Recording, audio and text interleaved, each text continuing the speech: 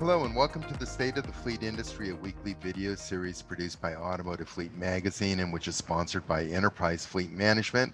I'm Mike Antich, editor of Automotive Fleet, and today I'd like to examine what's occurring in the fleet industry for the week of January 25th, 2021. And the focus of my presentation today is going to be on emerging pressures on prices that seem to be occurring in a number of different areas and which I'm afraid will ultimately put upward pressure on future fleet costs.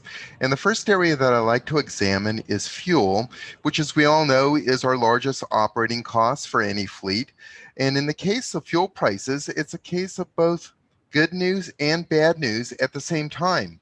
The bad news is that the average national price per gallon of gasoline is currently at $2.39, which is an increase of 14 cents per gallon since the beginning of calendar year 2021, which was only 26 days ago. However, the good news is that the price of gasoline today is still 16 cents cheaper than it was same time last year.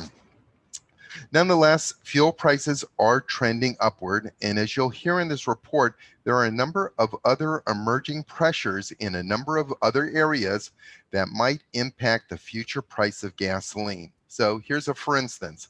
Last week, the nominee to run the U.S. Department of Transportation, Pete Buttigieg, said during his nomination hearing that he's open to increasing the federal fuel tax on gasoline to pay for future road infrastructure improvements. So currently, there is an 18.4 cents per gallon gasoline tax, which has an increase since 1993 and which does not adjust for inflation.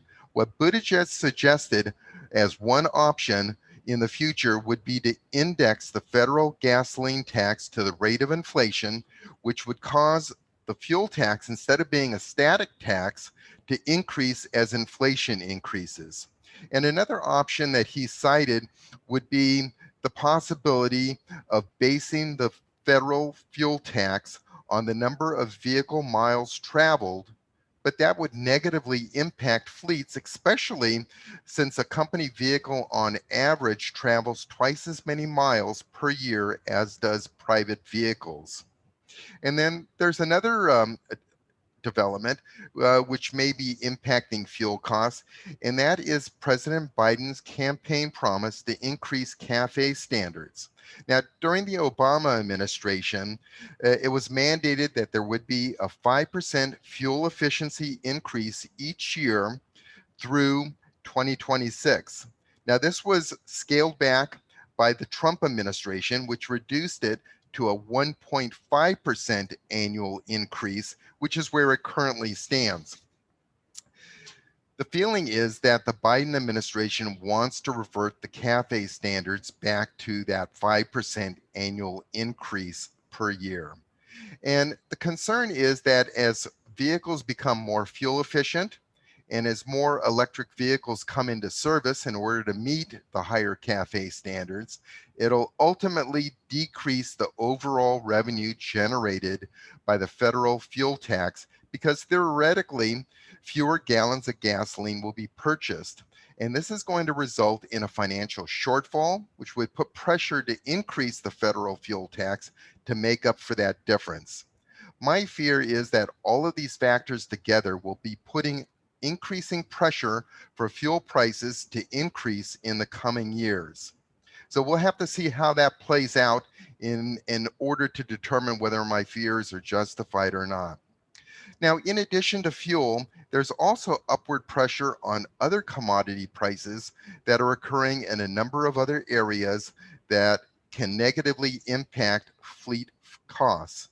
So for instance, the purpose of the recent economic lockdowns, they were designed to slow the spread of the pandemic, but they also created huge pent-up demand among consumers for goods and services as they were locked down in their homes and unable to spend disposable income. So this did have a positive impact by causing the recovery in manufacturing to be much quicker than anyone expected.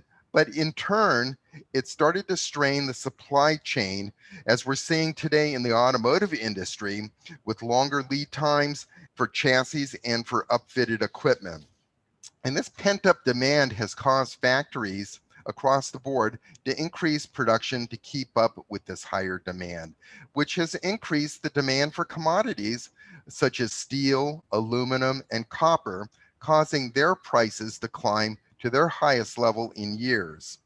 And the concern is that the increase in commodity prices will ultimately impact fleet costs. So, for example, replacement tires, they're primarily constructed of oil and steel, and the price of both of these commodities are increasing. Likewise, the higher cost for oil will be increasing the cost for plastics, and the higher cost of aluminum is going to be putting upward pressure on other fleet products, such as what we use for upfit auxiliary equipment and for replacement parts. I believe these higher commodity prices, if prolonged, will result in higher fleet costs in the coming years, and we have historical precedent to prove it. We've seen this before.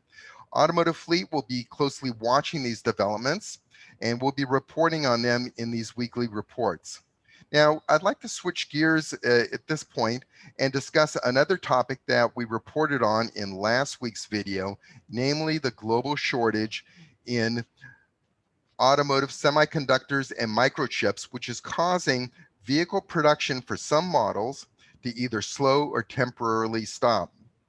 So, for example, this week's production for the Ford Escape and Lincoln Corsair at Ford's Louisville assembly plant was stopped a second time this month due to the chip shortage.